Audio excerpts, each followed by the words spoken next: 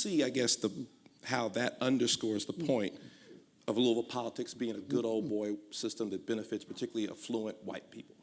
No, I don't think so at all. You don't think so at all? No, I don't think so at all. If Nicole Yates had called me and said, I'm moving to 3rd District from Indiana and I'm running, I never would have done any of that. And it wasn't just that Attica decided that she lied to me and decided to challenge me anyway. It was just that I wanted to make sure that there were quality candidates in the race, multiple quality candidates. And Morgan was one who had expressed and over time, I knew he had expressed an interest in serving in that job at some point.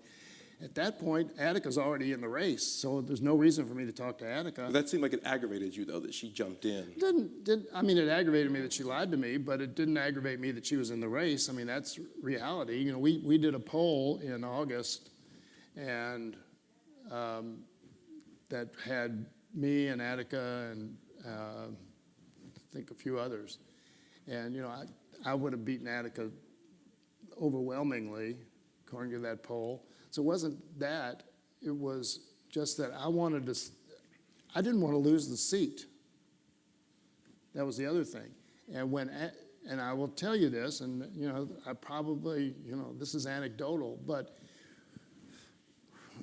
when Attica got in the race, announced, I can't tell you the number of people, including an awful lot of black Louisvillians, who said to me, don't worry about a thing, we've got your back. We're never going to be for her. And so I'm starting to think, well, I want to make sure that if I step down, that we don't lose the seat. So I was looking for other candidates. So you're legitimate concerned that if Attica Scott were the nominee, that we would lose the seat. She would lose. Is there anything that actually backs that up? I mean, because Louisville's an overwhelmingly Democratic district. I mean, you're winning by 20, 30 points. And yes, right. I mean, Representative Scott's viewpoints are slightly to the left of yours, but she's not like further left than you. So what's the fear of her? I've always been a fan of Attica's. All right, so what's the fear of her being the nominee? The fear was that, first of all, the day after Attica Scott announced she was challenging me, Breonna Taylor's mother endorsed me. Mm-hmm. That gave me a lot of concern. And so I'm saying, okay, if the black community's not going to be behind Attica, let's see who is. To be honest, I thought there would be 7 or 8 candidates in the race. I thought Aaron might get in the race. Obviously, if Aaron had gotten in the race, I would have endorsed him. So, but you know, if Kevin Cosby had gotten in the race, I probably would have endorsed him. This has nothing to do with it. I think I would love to see.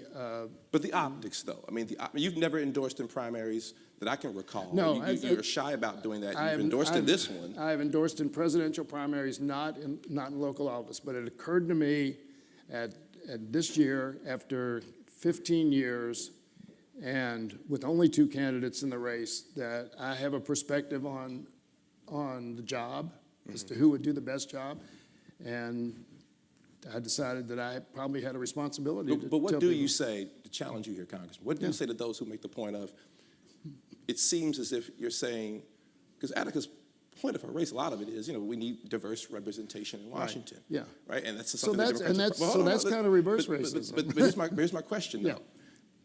It seems as if you and Senator McGarvey, conspired to keep this African-American woman out of office. What do you say to people who make that accusation? She was in the race. She had a 4 or 5 month head start over Morgan. And again, if I got out of the race, she had this whole head start. And I think the fact that, you know, and again, money's not always the greatest indicator, and I won't talk about how much Morgan's raised, but she's raised $80,000 up to this point. He's raised about $800,000, about 10 times as much. Yeah, exactly. But the fact that she has been unable to raise very much money over that same period of time, having a head start on Morgan when Morgan wasn't even in the race, that indicates to me that she's probably not the strongest candidate. Because those optics really matter on Democratic politics more so than Republican. I know, and you know, Carla Wallace wrote a letter to the editor, and Carla's been a supporter of mine, and I've been a supporter of most of Carla's causes as well.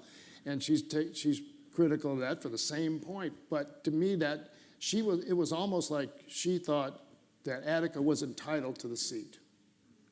And that, I would reject for anyone. What is your relationship with the squad?